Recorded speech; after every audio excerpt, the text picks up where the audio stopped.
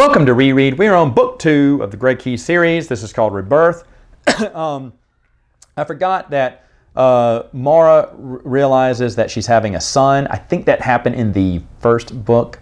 Either way, she realized she's pregnant. She's trying to fight off the illness here and everything. She finds out that the tears, she's been drinking synthetic tears to keep the virus at bay. I thought it was gone. In fact, I can't remember who it was.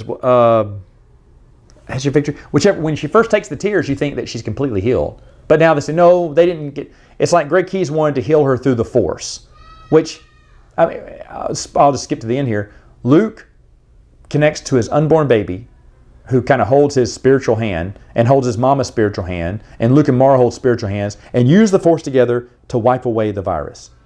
Okay. Mara's been fighting it with the Force. So is Stilgal, who knows the Force, knows healing, and they couldn't do anything. We've been told the Force is ineffective because it is a Vong virus, which makes sense. And the tears should have been able to heal it off. But for some reason, Greg Keyes wanted to change that ending and say, no. She's still fighting the illness. Now she can't have the tears, the synthetic tears, because they injure the baby. So now the virus is flaring back up.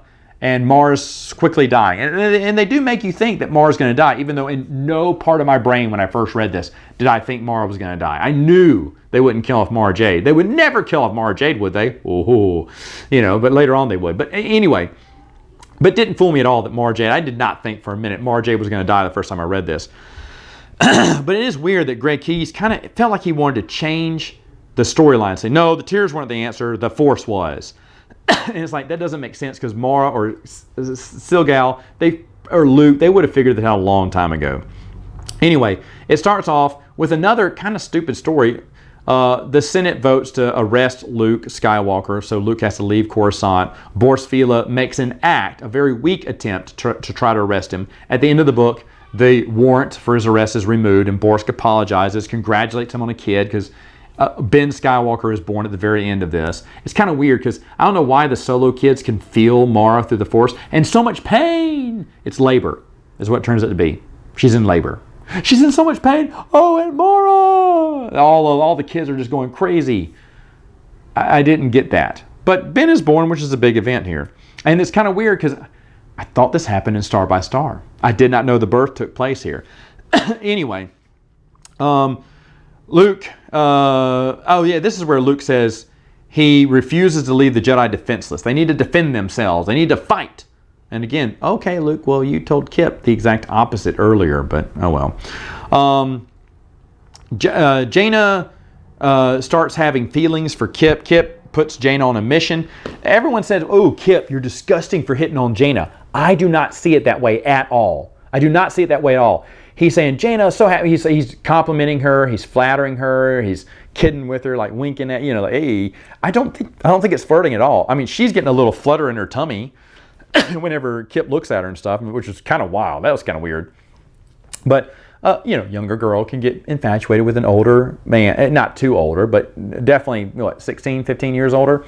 Middle-aged guy. So she's infatuated with. But I do not think Kip, when Kip's like, you should be apprenticed to me, I don't think he's being creepy at all. I think, and even the book even says this, he was manipulating Jaina so that she would talk to the New Republic to join him on a mission to take out the world ship. Right? I think that's what the whole reason was. And of course he likes Jaina. He does respect Jaina. He appreciates her piloting skills. We're told this in Vector Prime. He's always wanted her to join the Dozen and Two. And he has a lot of admiration for her. I don't think it's love at all. I don't think Kip was ever hitting on Jaina, ever. I mean, maybe later on in Jaina's book, maybe he does. I don't know. We'll see.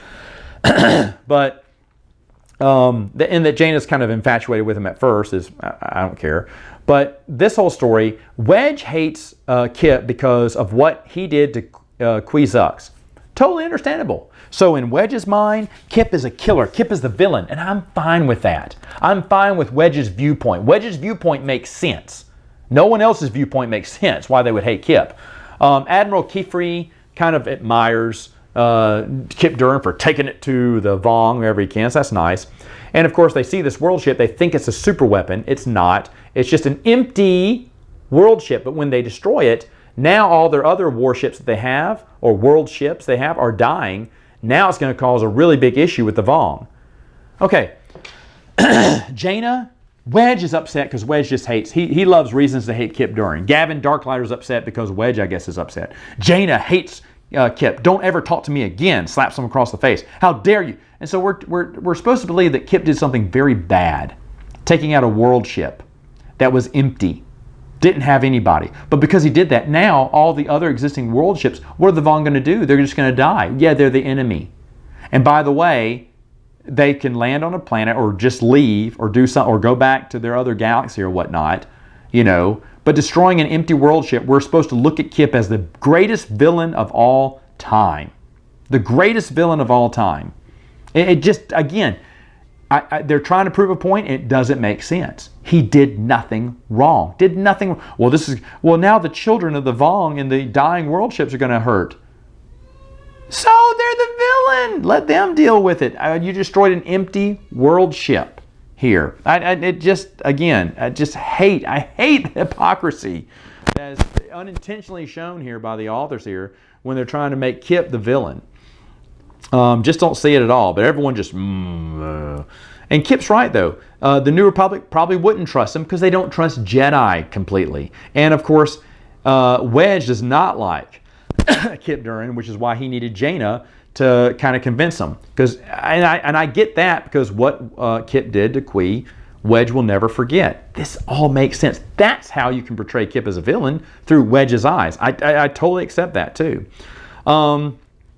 Anyway, Jacen and Han have a great relationship here. They basically get to, Jacen Leia talks to Jacen and says, hey, your dad was always afraid you becoming a Jedi means you're closer to Uncle Luke than him, and you'll see him as a fool because he can't use the Force. And just like, no, I would never think that. And of course, Han also talks to Leia. Leia's great in this because Leia's kind of, strengthening the bond between Jacen and Han, and goes, hey, Han, come on. The kid knows. He's smart. He knows I love him. Have you told him that? And there's a great scene in the cantina on Tatooine where they talk to each other, and he tells Jacen, he kids with him a little bit about they're pirates right now. Jacen does not like it, but goes along with it. Han kids with him saying, hey kid, maybe after this, the New Republic froze our account, so we don't have any money. Maybe maybe we should start skimming off the top. That won't hurt a little bit. Build up our own little thing. And Jason's like, what, Dad? How could you say that? And Han just kind of winks at him and smiles, like he was kidding. It's just a really, Greg Keyes this is just an excellent duology here, but the relationship building between Jacen and Han is perfect. And in a way, it is a perfect way to say goodbye. Jacen could be saying goodbye in a way. So I could see where, Jacen was still meant to die in Star by Star, because this would have been a good closure between the two. But of course it's not, and it makes it, now it takes on a different meaning now that we know what happened in Legacy of the Jedi, because now it's like, man, that Han loves his son and there's this great connection between them. It's just going to hurt that much more when Legacy of the Jedi takes over. It's just wonderful. It's wonderful. I love that relationship there. I love it. I can't remember who it is, but someone kids Han and saying, are you up? Maybe it's Talon Card says, hey, he says, Han, Han is, he's mad. He's jealous because Jacen has a higher bounty on his head than Han ever did back in the day. And Han goes, hey, it's inflation. Imperial credits are worth way more back then than what new credits are today. Han's trying to make it say, well, it's inflation, that's all. My bounty was just as big, maybe bigger. But he's proud of his son for having a bounty on his head too, which I love, absolutely love this. Another hilarious scene is Tavasang Law is saying, hey, you need to give me your son, because he's chasing after the Falcon. Give me your son and I'll let you go. He's like, sure, let me just shoot him out put him in an escape pod and shoot him right over to you. And then he keeps flying and Jesse goes, hey, that's not a bad idea. And Han goes, no. And he keeps dodging through the Vong, and he gets another message from La who says, well, where's the escape pod? And Han does a double take, like, does this guy not understand sarcasm? It's just so funny. It's just a great moment that I'd totally forgotten about, and I absolutely loved. I mean, honestly, Greg Keyes, I know he writes another book later on in the series, but wow, he is excellent. One of the unsung heroes. He's got humor like Lucino and Austin does. He can write very smooth like Kevin J. Anderson and R.A. Salvatore can. He's got a lot going for him, and he's just a great author that no one really talks about. But it's just excellent. Luke, while Mara's giving birth, Luke sees a vision of a young Ben Skywalker who is 10 years old, but he can't find Mara. Again, they're teasing that Mara won't be around, and it's like, ooh, push that up to 3 more years, and that vision did come true. I know what they were doing. They were trying to make you think that Mara was going to die, even though I still didn't believe it.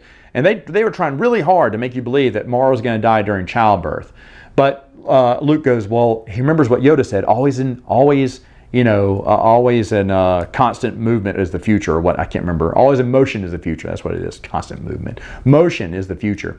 And so, she could not die. But yeah, oh, well, spoilers, Luke. Also a big milestone in this, as Mara gets completely cured by the Force. Anakin and Tahiri, who think they're about to die on Yagadul or something, the place where the Givens are as the Vong are attacking. The Givens pull the plug on the space station. Basically, everything's getting evacuated. It's all they're taking out all the air. And so Anakin and Tahiri think they're going to die, and they kiss.